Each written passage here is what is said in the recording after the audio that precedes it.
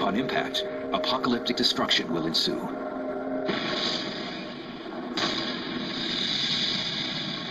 The thing that's so disturbing about it is that we really don't know where almost any of the comets are. A great majority of them swoop in from an incredibly large distance, hundreds of times further out than Pluto, unpredictably. And we don't even notice them, don't even discover them until they start getting heated up by the sun, so they really start shining and glowing.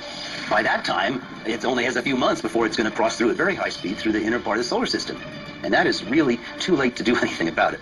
In that case, we're talking about something that's 5 or 6 miles across. You're just dumping such an incredible amount of energy into one place at one time. It tends to light everything on fire, everything within hundreds of miles. And then that just creates mass firestorms. It's filling the atmosphere with smoke. Of course, if there are any cities, they're incredibly flammable. I mean, the amount of soot just completely blocks all the light. And it's not just you that can't see anything, it's the plants. Photosynthesis. It can all be shut down as a byproduct of this impact. As destructive as an impact on land would be, a large comet or asteroid hitting open water would create even more havoc.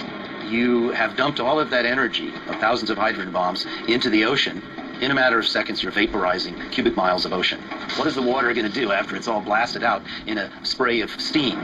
All the other ocean water is going to flow right in as fast as it can and set up a tsunami like you cannot imagine. I'm talking about a wall of water that when it ramps up, the shore could be hundreds, 500, 1,000 feet high, and nothing's going to stop it. It will just keep on rolling in and obliterating everything for 50 or 100 miles. Then you would have all this debris fall back on the planet Earth. It'd be like a Christmas tree, seeing all these ornaments being thrown out in all directions. And then you would see firestorms, enormous areas of the planet Earth burning, releasing even more soot and ash in the air. Blanketing out sunlight, temperatures would then plunge, and life itself would be perhaps extinguished.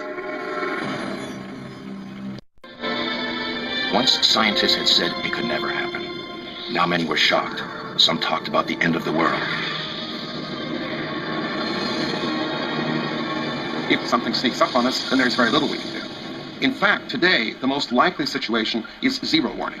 The next impact of a mile-sized object will probably happen without any prior discovery of it at all. The first thing you will know is when you feel the ground shake and see the plume of fire coming up over the horizon. Impacts today are a risk. They're a hazard. They're something we need to protect ourselves against. If we don't learn how to protect ourselves against impacts, then on the long term, we are likely to be wiped out by impacts. If it happened to the dinosaurs, it could happen to us. For the 10% of the big ones that have been discovered, there is no danger. But I can tell you nothing about the 90% that we have not yet discovered. So, yes, we understand the general nature of the risk, but we have not yet taken any real concrete efforts to protect ourselves or even to look and see if there's anything headed our way. And very few people would live through this. Civilization as we know it will be finished. Earth would be basically brought back to its knees, to the cave ages, if you will. After people start missing a few meals, starvation, hunger starts to set in, people get concerned about their families, about providing for their children. A person will do unspeakable things. When it comes down to survival and you're looking at the faces of your hungry children, you're going to do anything you can to make sure that your children get fed and that you get fed.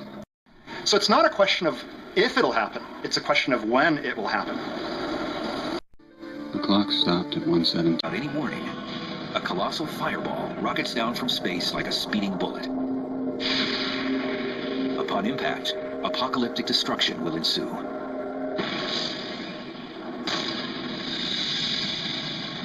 The thing that's so disturbing about it is that we really don't know where almost any of the comets are. A great majority of them swoop in from an incredibly large distance, hundreds of times further out than Pluto, unpredictably.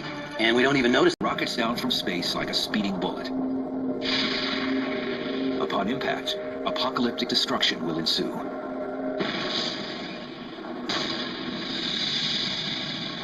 The thing that's so disturbing about it is that we really don't know where almost any of the comets are. A great majority of them swoop in from an incredibly large distance, hundreds of times further out than Pluto, unpredictably. And we don't even notice them, don't even discover them until they start getting heated up by the sun, so they really start shining and glowing. By that time, it only has a few months before it's going to